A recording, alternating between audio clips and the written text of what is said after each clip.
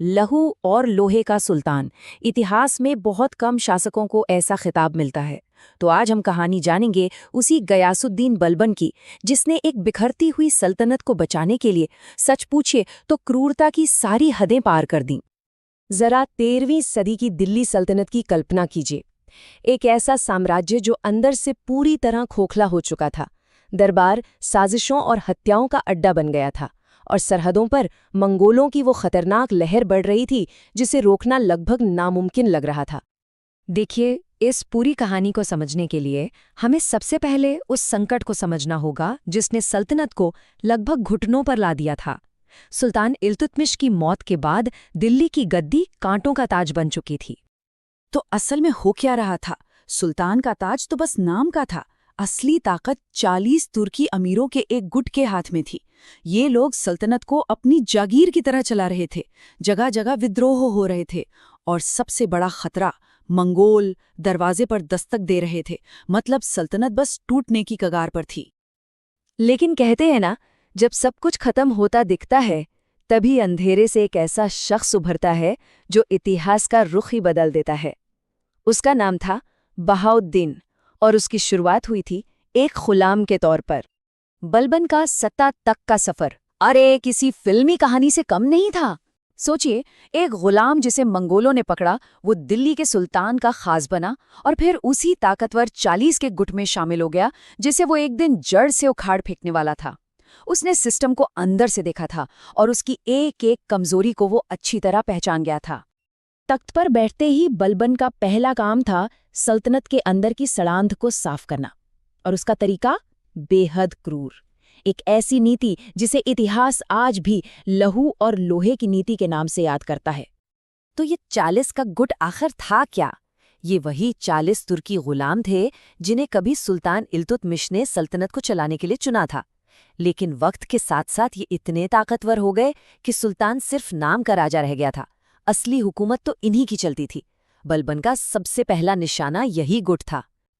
और बलबन की सबसे बड़ी ताकत यही थी कि वो कोई बाहरी नहीं था, वो इसी सिस्टम का हिस्सा था। वो उनके सारे राज जानता था।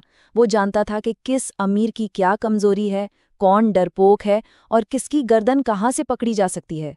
और उसने इसी जानकारी का इस्तेमाल करके एक एक कर सबको रास्ते से हटाया। तो उसने ये किया कैसे? सबसे पहले एक ऐसा जासूसी नेटवर्क बनाया कि अमीरों की हर सांस की खबर उस तक पहुंचने लगी। फिर उसने छोटी छोटी गलतियों पर बड़े बड़े गवर्नरों को सरेआम कोड़े लगवाए, ये दिखाने के लिए कि अब कोई भी कानून से ऊपर नहीं है। यहाँ तक कि उसने अपनी सबसे बड़े प्रतिद्वंदी, अपने ही चचेरे भाई शेर खान को भी जहर देकर मरवा दिया।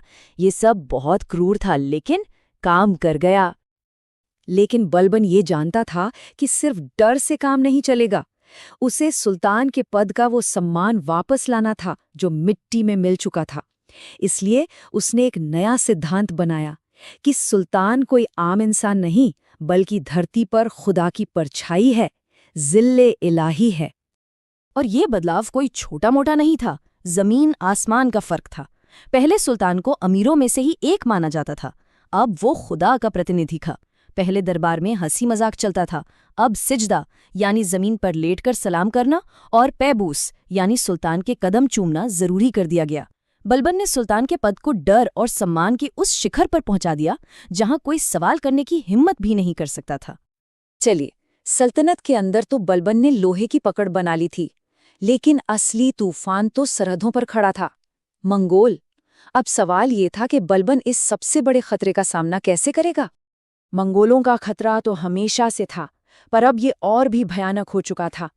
लाहौर की लूट ने सल्तनत की कमजोरी पूरी दुनिया को दिखा दी थी, लेकिन 1285 का हमला, वो बलबन के लिए सिर्फ एक हमला नहीं था, वो एक निजी सदमा था। इसी लड़ाई में उसने अपना सबसे काबिल और सबसे प्यारा बेटा शहजादा मोहम्मद हमेशा के लिए खो दिया। एक बूढ़े सुल्तान के लिए इससे बड़ा दुख और क्या हो सकता था। बेटे की मौत के बाद बलबन अंदर से टूट चुका था। अब सल्तनत को फैलाने का सपना खत्म हो गया था। उसका बस एक ही मकसद था, किसी भी तरह सल्तनत को बचाना। उसने अपनी पूरी ताकत एक मजबूत डिफेंस बनाने में लगा दी।